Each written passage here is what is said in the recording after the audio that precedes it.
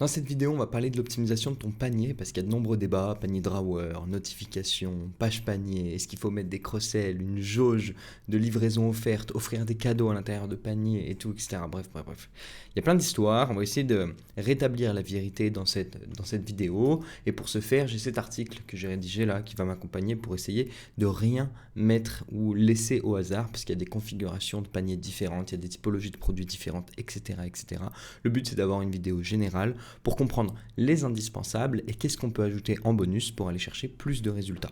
Avant de commencer, je m'appelle Thomas, je dirige une agence de CRO spécialisée dans le monde du e-commerce. Notre objectif, c'est d'améliorer les performances des boutiques e-commerce avec méthode. Pour ce faire, on lance par exemple des A/B tests pour savoir si chaque changement apporte plus de résultats que la version précédente. Si tu veux en savoir plus, tu peux réserver un appel dans la description de cette vidéo. Et maintenant, on y va. Note qu'à la base, ton panier, il est censé, ou du moins c'est censé être un simple résumé de commande. Et plus ton panier sera complexe, plus tu vas risquer d'engendrer des freins à l'achat ou de futures objections de la part de ton trafic. C'est comme si tu arrivais à la caisse d'un supermarché avec 10 minutes de queue et où qu'on te demande 5 balles pour passer à la caisse alors que rien n'était prévu ou mentionné nulle part. Aujourd'hui, plus que jamais, ce qui compte, comme d'habitude, c'est la rapidité, l'accessibilité et la sécurité de ta boutique, ou du moins le ressenti de l'utilisateur face à cette sécurité, cette croyance, etc. pour que l'interface soit simple, rapide et qu'on puisse check-out rapidement. Donc plus il est facile pour l'utilisateur d'entrer, de trouver ce dont ils ont besoin et de passer à la caisse, plus ils seront susceptibles de faire un achat. Comprenons d'abord pourquoi les utilisateurs abandonnent leur panier et ensuite on va voir évidemment les choses de base et puis les trucs qu'on va pouvoir ajouter au fur et à mesure et comment. En moyenne, on dit que 6 personnes sur 10 finaliseront pas leur panier. J'ai la source qui est juste ici, tu peux aller la checker. C'est buymard.com sur le cart abandon rate en 2023. Tu peux aller checker cette information, je la partagerai dans la description. Les raisons principales, si je te résume cet article, c'est que la première, avoir une idée du coût global de leur achat, incluant les frais de livraison. Les utilisateurs ajoutent au panier simplement pour voir le montant total et se projeter dans une démarche de comparaison ou pour savoir par information pour revenir plus tard. La deuxième, c'est que la plupart de ton trafic va utiliser son panier pour sauvegarder sa commande et revenir plus tard. Admettons qu'elle est dans le métro ou je ne sais où, elle va ajouter des produits au panier pour que son panier soit sauvegardé et qu'elle revienne sur le site plus tard pour passer son achat. Donc, en 3, on va retrouver les coûts de livraison ou frais imprévus qui peuvent être trop élevés ou simplement imprévus. Donc, c'est des mauvaises surprises qu'on va avoir sur les étapes de panier ou même les étapes de checkout. La sécurité des paiements ou le manque de confiance envers toi et ta boutique. Non éligible à la livraison offerte, donc une frustration parce que le palier de livraison offerte est trop haut.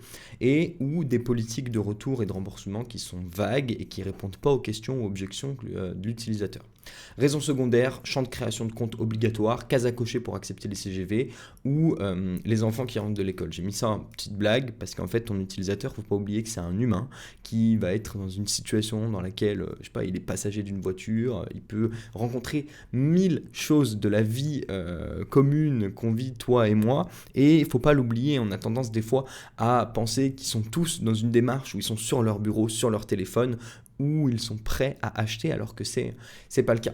Donc, création de compte obligatoire aux cases à cocher, je le mets en raison secondaire parce que la personne qui veut passer au checkout, eh bien, elle cochera cette case ou elle remplira son compte, mais royalement, évite d'ajouter des étapes entre les deux qui vont rallonger ton funnel d'achat.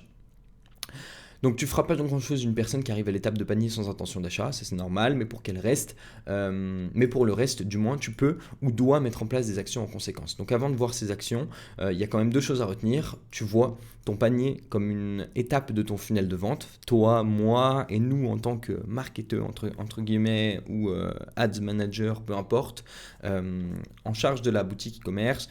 Chaque étape de ton funnel, ta page d'accueil, tes collections, ton panier, etc. Tu vois ça comme une étape de ton funnel de vente avec un pourcentage de perte, de drop et évidemment un pourcentage sur lequel tu pourrais intervenir pour qu'il y ait plus de personnes qui achètent. Mais ton utilisateur, il voit ton site comme un site classique et il voit son panier dans la plupart des cas comme un moyen de sauvegarder sa commande. Et quand tu prends ça en compte, tu vas avoir une vision totalement différente de ton panier, voire même des autres étapes et des informations que tu vas indiquer à l'intérieur. Donc, si on comprend ça, notre vision du panier change totalement. La deuxième chose à comprendre, du moins, c'est que les frais de livraison jouent un rôle clé. Et donc, si tu caches cette information, tu risques de le payer à un moment ou à un autre. Donc, c'est bien d'offrir ta livraison en fonction d'un certain palier. Ce palier, il faut le choisir avec méthode, encore une fois, pas forcément se baser que sur son panier moyen. Et si ce palier il n'est pas atteint, eh bien c'est à toi de communiquer en toute transparence directement depuis ton étape de panier sur les frais de livraison futurs qui vont s'appliquer sur les étapes de checkout. Donc maintenant, comment on limite les abandons de panier? La première, évidemment, c'est la partie livraison. Donc tu offres ta livraison tout le temps ou tu communiques clairement sur le palier de livraison offerte ainsi que le prix à payer si le palier n'est pas atteint. Donc soit tu offres ta livraison tout le temps et dans ce cas, c'est à toi d'évaluer si tu vas avoir un meilleur taux de conversion en offrant la livraison tout le temps. Si ça n'a pas ou peu d'impact, dans ce cas, tu vas garder ta livraison offerte à partir d'un certain montant. Tu vas challenger ton utilisateur avec une jauge par exemple ou en lui indiquant à partir de quand la livraison sera offerte. Je te conseille même de l'indiquer sur d'autres étapes de ton funnel comme ta barre d'annonce ou quelque part du moins sur ta page produit avant qu'il passe la commande. Et une fois qu'il arrive sur son panier, si le tarif de livraison n'est pas atteint, tu lui dis exactement au minimum et ou au maximum ou dans toutes les compos possibles si tu as plusieurs moyens d'expédition du produit ou points relais, etc. avec des tarifs qui varient, entre quoi et quoi sera compris le tarif de livraison. Je te conseille de ne pas dépasser les 5 euros et si tu les dépasses, de les inclure directement dans ton prix de produit. Ensuite, pour ton palier de livraison offerte, il faut qu'au centime près, la livraison soit indiquée comme offerte directement sur le panier, donc que l'utilisateur il ait le feedback directement avant de passer aux étapes de checkout. Et si c'est le cas, eh bien tant mieux, il restera quelques autres objections à casser qu'on va voir juste après. Je t'ai mis un exemple ici, donc là, la livraison, elle coûte 4,15 €, c'est une compo. Si tu cliques sur le bouton éditer, tu verras aussi les autres tarifs de livraison parce qu'il y a du Colissimo, il y a du Express, il y a du point relais, etc. Mais ça, c'est le tarif moyen. Et puis, une fois qu'on a passé cette étape, donc que j'ajoute un deuxième produit ou que j'utilise le cross-sell, eh bien, la livraison sera offerte et on lui indique. Pour l'option 2, offrir la livraison à partir d'un certain montant, ça sert à challenger l'utilisateur et augmenter ou maintenir le panier moyen. Donc, c'est ce que je te conseille naturellement. Attention d'avoir une offre efficace et ou des petits produits complémentaires pour que ce palier reste atteignable. Donc soit l'utilisateur ou la plupart des utilisateurs vont atteindre ce palier grâce à l'offre que tu pratiques sur la quantité, les bundles ou autres, soit ils vont l'atteindre avec le produit complémentaire ou les produits complémentaires que tu vas mettre en avant dans ton panier. On va en parler juste après. Maintenant, le deuxième moyen de limiter tes abandons de panier, c'est de ne pas avoir de création de compte obligatoire au panier ou même de cases à cocher pour accepter les conditions générales de vente. Donc les cases à cocher, tu peux les virer en mettant taxes incluses, en cliquant sur le bouton procéder au paiement, vous acceptez nos conditions générales de vente. Comme ça, s'il y a une mention, cette mention est obligatoire et on ne demande pas d'action ou de clic supplémentaire de la part de l'utilisateur. Et pour la création de compte obligatoire, je te conseille de la désactiver directement dans ton back-office de Shopify. Toujours dans cette démarche, rapidité, sécurité et accessibilité, on peut check-out facilement sans avoir de points bloquants ou de barrières à l'entrée. Rares sont ceux qui exploitent vraiment les comptes utilisateurs sur Shopify et croyez-en mon expérience, par défaut c'est des trucs qui sont complètement oubliés, même pour les utilisateurs qui font du membership et qui ont des utilisateurs qui s'inscrivent et qui utilisent les comptes utilisateurs. Alors que ça peut être une vraie mine d'or, mais bon, on fera naturellement une vidéo à part parce que c'est un vrai gros sujet.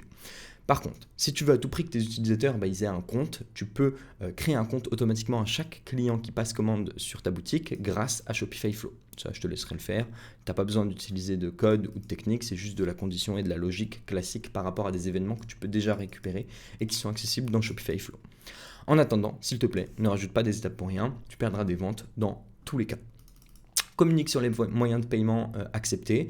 Donc en Allemagne, tu verras que 60% des ventes passent par PayPal. En Belgique, on a Bancontact. En Espagne, en Italie, on va avoir du cash and delivery, etc. Il faut le mentionner à tes utilisateurs. Maintenant, si tu es seulement en France, eh bien, tu n'es pas obligé ou contraint de n'accepter que des cartes bleues Visa ou Mastercard et je te conseille de t'en écarter ou du moins d'ajouter d'autres processeurs de paiement. Déjà, on a environ 20% des ventes en moyenne qui passent par PayPal, le reste par carte bleue. Enfin, si tes paniers sont assez élevés, il faudra rapidement songer à des solutions de paiement en plusieurs fois ou après une certaine période, puisqu'il y a des solutions Klarna ou autres qui te permettent aussi de ne pas payer tout de suite et de payer quelques jours après avoir reçu la commande. Donc une sorte de essayer avant d'acheter. Bref, certains utilisateurs ont des moyens de paiement privilégiés et si tu maîtrises ta cible, il faut les intégrer et surtout communiquer sur leur présence avant qu'ils se retrouvent à l'étape de paiement, bien trop tard pour le faire. Donc généralement, ça va se faire avec une petite liste d'icônes qu'on va positionner directement sous le bouton pour passer la commande. Ensuite, rappelle bien toutes les modalités ou réassurances. Dis-toi que ton utilisateur, quand il a cette étape-là, on peut considérer que s'il n'a pas utilisé son panier pour sauvegarder sa commande ou autre et qu'il a vraiment une intention d'achat, il a pris tout ou partie de sa décision d'achat. Tout ou partie parce qu'il va rester des détails, ou autrement appelés modalités, entre des objections qui peuvent être liées à quand est-ce que ma commande va arriver, qu'est-ce qui se passe si je ne suis pas à la maison, et si le produit ne me convient pas, est-ce que je vais pouvoir le retourner rapidement ou le retourner tout court, est-ce que je peux faire confiance à la boutique. On va revenir à des fondamentaux et à des questions de base.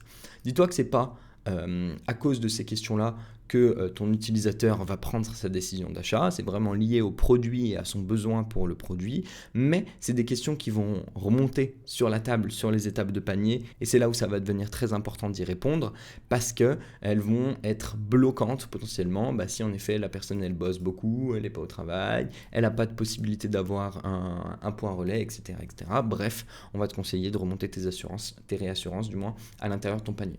Donc si ton colis rentre dans la boîte aux lettres, indique pas de présence requise. Sinon, propose des solutions comme la livraison en point relais, communique dessus au panier et si tu n'es pas Shopify Plus et que tu ne peux pas mettre ta map avant l'achat, ce sera sûrement réglé dans les mois, voire micro-années à venir, et bien t'indiques à tes utilisateurs dans la zone d'expédition, dans son nom, que le choix se fera après l'achat.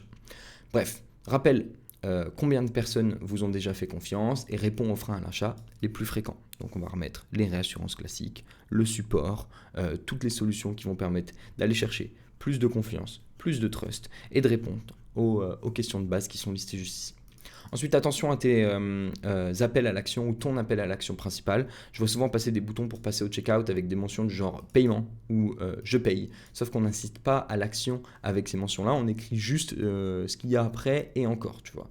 Donc, naturellement, on n'a même pas besoin de réfléchir. Si ce bouton il se démarque, on sait qu'on va cliquer dessus et qu'il va nous emmener à l'étape d'après. Mais sois plus concis sur ton appel à l'action et surtout tourné vers l'action comme son nom l'indique. Paiement n'est pas un appel à l'action, je paye. C'est assez agressif pour notre cher public français. Donc je te recommande deux choses. Premièrement, en termes de couleur, et c'est la même loi pour les boutons d'ajout au panier par exemple, ce bouton doit être l'élément qui se démarque le plus de la page. Et secondo, utilise un texte du genre procéder au paiement ou commander, qui sont des mots ou verbes tournés vers l'action. Soyez cohérents, parce que la cohérence dans le tunnel d'achat, c'est une des choses les plus importantes à régler. Il faut absolument que tout ce que tu annonces soit en accord avec ce qui se passe réellement sur le site. Okay, donc la suite, elle risque de te faire rigoler, parce que je vais te donner des trucs de base, mais je croise encore beaucoup de sites, des petits sites comme des gros sites, qui ont des problèmes de cohérence. Alors revenons au basique. Premièrement, si tu annonces la livraison offerte à partir d'un certain montant, il faut que la livraison soit réellement offerte à partir de ce certain montant, avec une précision au centime près. Parfois, on annonce le palier de livraison grâce à une ligne de texte qu'on oublie de modifier quand on va changer la livraison. Ou alors, cette ligne de texte ne matche pas avec d'autres tarifs de livraison pour les dom-tom ou même d'autres pays si on croise plusieurs pays ou sources de trafic sur notre shop.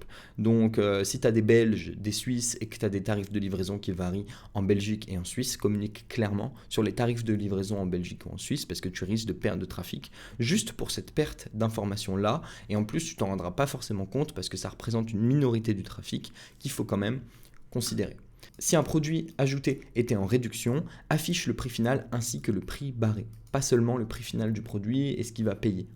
On est toujours en train de communiquer sur le fait qu'il a réalisé une bonne affaire et qu'il continue de le faire sur les étapes qui suivent. Donc, quelle économie est réalisée ? Exactement comme c'était affiché sur la fiche produit. Si tu as un prix barré sur la fiche produit et si tu annonces la réduction en pourcentage par exemple de ta fiche produit, fais pareil directement sur ton panier. Si une réduction automatique s'applique sur la quantité de produits ajoutés au panier, tout doit fonctionner parfaitement et on doit notifier l'utilisateur à chaque palier. On doit avoir la mention ou donner la mention à l'utilisateur que la réduction automatique a été appliquée et on doit encore une fois lui expliquer ce qu'il économise en pourcent, en euros, peu importe. Si on décide d'offrir un produit à partir d'un certain montant, ce produit doit s'ajouter pour 0 €. On doit montrer sa valeur réelle et il doit se supprimer automatiquement si ce montant n'est plus atteint. Donc Donc ça, c'est un autre exemple. Si tu décides d'avoir une deuxième étape, par exemple, dans ta jauge de livraison offerte et donc d'offrir un cadeau, il faut que ce produit s'ajoute, se supprime quand on ne respecte plus les montants, qu'on communique à l'utilisateur la valeur réelle de ce produit pour augmenter la valeur perçue de son panier et rendre un petit peu plus smooth son processus d'achat. J'ai beaucoup d'autres exemples. Je pense que tu as compris. En tout cas, c'est super important que quand ton utilisateur réalise une action sur ton site et même sur ton panier, eh bien, il se passe quelque chose. Il a un feedback en temps réel, donc de l'évolution de ses prix, de sa réduction, des offres auxquelles il a accédé. Et tout ça, il faut que ça se fasse sans rechargement de page. Maintenant qu'on a des bases solides, comment on optimise son panier? Tout ça, c'était juste les bases, ok? Des trucs à indiquer directement sur ton panier. Si tu n'es pas bon en technique et si tu n'as pas de moyen de le faire, tu pourras soit passer par une application, soit passer par exemple par notre merveilleux thème full stack. Tu trouveras le lien dans la description et il contient toutes les bonnes pratiques qu'il faut pour ajouter ce genre d'infos ou d'éléments sur ton panier, y compris des jauges, un moyen d'avoir des cross-sells, des mentions texte, la possibilité de mettre une image sous ton bouton d'ajout pour communiquer sur tes moyens de paiement par exemple, d'ajouter des réassurances, etc. Je te montrerai si tu veux. Page panier, slide cart ou notification. Ça, c'est la question à 100K. Premièrement, évite les notifications ou les simples mentions « Votre produit a été ajouté au panier, voir le panier ». Ces solutions, elles demandent davantage de clics, elles résument mal la commande et on peut quasiment pas placer d'informations à l'intérieur. Si tu vois pas ce que je veux dire, donc au lieu d'avoir un panier qui s'ouvre sur le côté ou une redirection vers une page panier, on va juste avoir une sorte de pop-up qui va nous dire « Salut, ton produit il a été ajouté au panier, est-ce que tu veux voir le panier ou est-ce que tu veux procéder au paiement ?» Déjà d'une, on lui laisse le choix alors que techniquement c'est censé être considéré comme un panier. De deux, dans la plupart des notifications dites contextuelles, eh bien on va pouvoir lister qu'un seul produit, donc tu vas pas avoir accès à l'historique de la commande, tu vas devoir repasser par ton panier. Bref, c'est un peu problématique. En passant, évite aussi les direct to checkout, ça apporte pas de résultat, on l'a testé, A/B testé, je parle de nombreuses fois pour toi sur l'agence. Cette fonctionnalité, elle est utilisée dans des cas très précis et elle n'a pas de sens sur ta boutique au global. Enfin, slide cart ou page panier. Perso, je préfère le slide cart parce qu'il ne demande pas de rechargement de page, c'est-à-dire que dès qu'on va ajouter au panier, eh bien, on va avoir notre panier qui va s'ouvrir. Mais d'un autre côté, on aura plus d'espace à exploiter sur ordinateur avec une page panier. Le trafic ordinateur, il est à prendre en compte parce que le trafic ordinateur, même si ça représente 10 à 15%, max 20% de ton trafic total, c'est un trafic qui convertit 3 à 4 fois plus que ton trafic mobile. Et une des raisons, ou deux des raisons pour lesquelles ça convertit mieux, c'est que de deux, on est plus à l'aise à faire un achat réfléchi et à revenir sur notre PC quand on est déjà passé par notre téléphone par exemple pour faire notre première sélection sur la boutique. Et de deux, on arrive à caler beaucoup plus d'informations sans scroll sur la partie desktop et donc on comprend naturellement, techniquement, du moins si c'est bien structuré, mieux à quoi le produit va nous servir et si c'est fait pour nous. Maintenant que ça c'est dit, tu sais que le slide cart c'est mieux parce qu'il n'y a pas de rechargement de page. Par contre sur desktop, on pourrait caler plus d'informations sur une page panier classique, mais sur mobile, dans tous les cas, la place sera la même. 80% de ton trafic arrive sur mobile et toi, si tu veux agir en 80-20, techniquement tu vas te concentrer sur la partie mobile. Donc si ton thème il dispose d'un slide cart comme notre merveilleux thème full stack, eh bien utilise-le. Sinon, tu passes par la page panier. Il n'y en a pas un qui convertit mieux que l'autre. On l'a testé aussi, on a déjà comparé, on a déjà fait des A/B tests en comparant page panier contre slide cart. Ça apporte pas, voire un résultat ultra minime qui vaut pas la peine de se poser la question à l'heure actuelle. Ensuite, résumé détaillé du produit qui a été ajouté. On va revenir à la base aussi, parce que l'objectif principal de ton panier, comme on l'a dit, c'est d'amener tes utilisateurs à payer et surtout de faire un résumé de commande. Donc avant toute chose, ta mission, c'est d'afficher clairement toutes les informations pertinentes concernant le ou les produits ajoutés au panier. Et parmi ces informations pertinentes, on retrouvera la bonne miniature de l'article, donc celle qui est liée à la variante sélectionnée, ce qui n'est pas forcément le cas ici, mais d'un autre côté, on achète un pack et un ensemble de produits. Le nom exact du produit, la quantité d'articles dans le panier, la couleur, taille ou autre variante sélectionnée qu'on va retrouver juste en bas, dans une couleur tu vois, qui se différencie un petit peu du titre, donc moins mis en avant, le prix total incluant la réduction, les frais et les taxes. Petit bonus, donc tu peux ajouter un encart pour sauvegarder pour plus tard et tu peux rendre tes variantes éditables comme dans l'exemple ci-dessous. Ici, on va pouvoir changer notre variante si on s'est planté par exemple ou sauvegarder notre panier pour plus tard dans une sorte de wishlist qui va rester dans les cookies, etc. Même si ton panier est censé rester, si ton utilisateur utilise le même device, on ne sait jamais, et ça peut être une fonctionnalité intéressante. Dis-toi que si les gens l'utilisent beaucoup, et si tu arrives à le traquer, ça peut donner encore plus d'informations sur le pourcentage de personnes qui étaient vraiment sur ton panier pour passer à l'achat au final.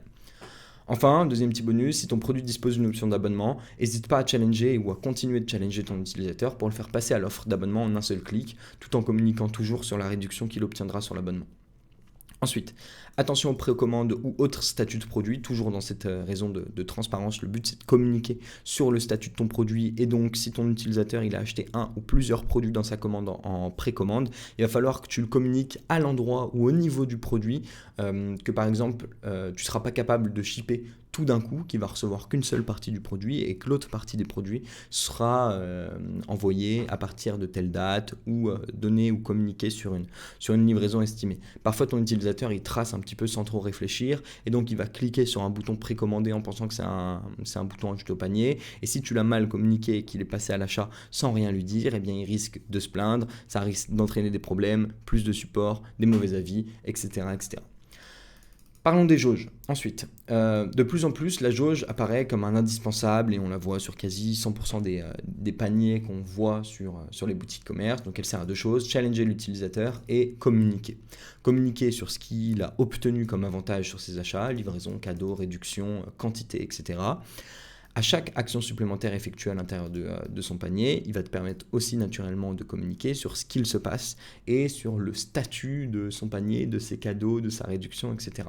Donc l'avantage de la jauge, c'est son dynamisme, parce qu'elle se met à jour sans chargement de page et elle permet de donner un feedback direct à l'utilisateur à chaque chargement. Ajout de produit, modification, suppression de quantité, etc.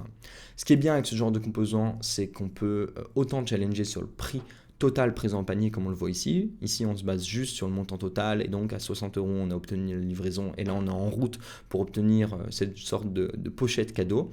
Mais on peut aussi challenger sur la quantité de produits. Là, on avait deux, donc là on a 2 culottes au panier, on challenge pour que l'utilisateur aille chercher ses 10% de réduction en ajoutant une troisième culotte à son panier. Ensuite, proposer des produits complémentaires ou upsell, on y arrive. Donc upsell, c'est juste une version améliorée de ton produit. Cross-sell, c'est de la vente croisée où on va essayer d'ajouter un produit qui est complémentaire ou pas, d'ailleurs un autre produit à ton panier. Donc challenger, c'est bien, mais encore faut-il que l'utilisateur puisse équilibrer facilement son panier pour atteindre le palier de son choix. On essaye d'éviter le plus possible que l'utilisateur revienne en arrière, recule sur des collections ou sur d'autres produits s'il a déjà fait son choix et s'il a quasiment tout ce qu'il faut dans son panier.